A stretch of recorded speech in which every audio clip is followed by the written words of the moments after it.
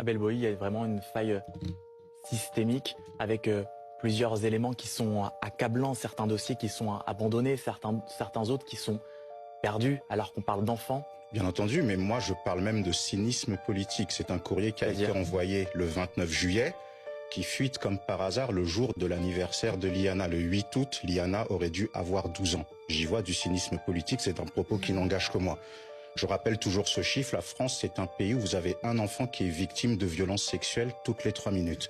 Et il y a une problématique, comme ça vient d'être dit, comment accueille-t-on la parole de l'enfant?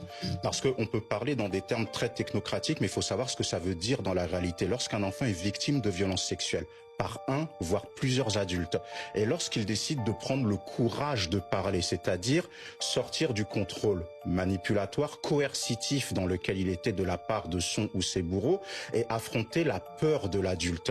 Comment est-ce que cette parole est recueillie? Et on voit qu'on a des défaillances, d'abord sur l'accompagnement psychologique, avoir quelqu'un qui dise à l'enfant « je te crois », mais quand je dis à l'enfant, que ce soit à l'âge de l'enfance ou à l'âge de l'adolescence ou à l'âge de l'adulte, parce que vous avez des enfants qui subissent cette tragédie pendant des années, qui finissent par croire dans leur schéma de vie que c'est quelque chose de normal et qui découvrent des fois à l'âge adulte ou à l'adolescence en regardant un reportage ou au cours d'une discussion qu'en fait ces viols répétés n'étaient pas quelque chose de normal. Donc il y a un accompagnement humain, bienveillant, psychologique qui manque déjà. Et ensuite vient la question des défaillances judiciaires, mais ça fait des années que les associations, que les collectifs crient. Ça fait des années que les victimes crient. Et on est face, soi-disant, on est dans le pays des droits de l'homme, mais je pense que nos politiques, surtout les politiques de premier plan, n'aiment pas les enfants. Parce que lorsqu'un sujet est prioritaire, on en parle tout le temps. On utilise le pouvoir médiatique que l'on a justement pour se faire le porte-voix des enfants. Et je suis désolé,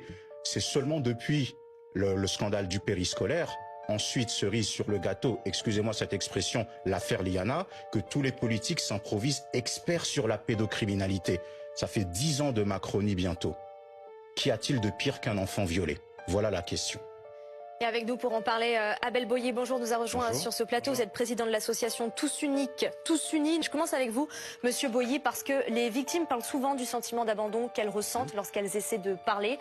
Tout s'explique. Quand on voit ce rapport accablant, c'est pas qu'un sentiment d'abandon. C'est pas qu'un sentiment, c'est une réalité. Permettez-moi de prendre 15 secondes pour vous lire quelque chose. En mai 2024, déjà, il y avait eu le rapport du parquet de Tarbes qui disait quasiment la même chose, à savoir des dossiers de violences sexuelles perdus, des procédures sans enquêteur attribuées pendant plusieurs mois, une absence d'actes d'enquête pendant de très longues périodes, des difficultés importantes de transmission entre services et une prise en charge particulièrement défaillante des plaintes concernant les enfants.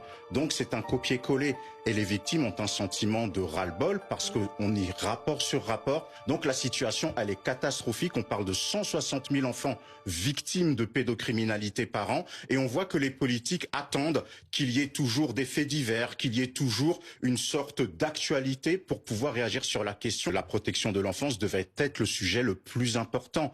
Là, nous entrons dans une phase d'élection présidentielle et les politiques vont nous ressortir encore la recette immigration, insécurité, islam. Or, la protection de l'enfance, on l'a vu encore avec le scandale du périscolaire, doit être la priorité absolue dans le pays des droits de l'homme, soi-disant. Alors justement, Abel Boï, une fois que le constat est fait, le constat est posé sur la table, qu'est-ce qu'il faut faire maintenant? Qu'est-ce que vous attendez? On parlait de budget à l'instant, allouer plus de budget à ces différentes enquêtes. Il y a la question des budgets, mais il y a une question aussi de prise de conscience du monde adulte, en fait. Ce qui se passe pour les enfants, c'est notre échec en tant qu'adultes.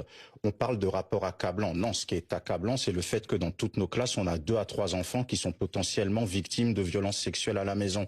Ce qui est accablant, c'est que la France, c'est le 4e pays au monde le plus hébergeur de contenu pédopornographique derrière les États-Unis, la Russie et les Pays-Bas. Ce qui est accablant, c'est que la France est le 3e pays au monde le plus consommateur de ces contenus et que 40% des adultes qui ont consommé cela ont essayé d'entrer en contact avec des enfants. Donc comment est-ce qu'on développe aussi une politique de prévention en n'ayant pas peur de mettre des mots MOT sur des mots MAUX parce qu'on a toujours l'impression que c'est quelque chose de tabou. Vous pouvez vous retrouver aussi à discuter avec des adultes qui vous disent que non, mais l'enfant, vous savez, ça peut sortir de son imagination et des fois on nous sort jurisprudence affaire Outreau.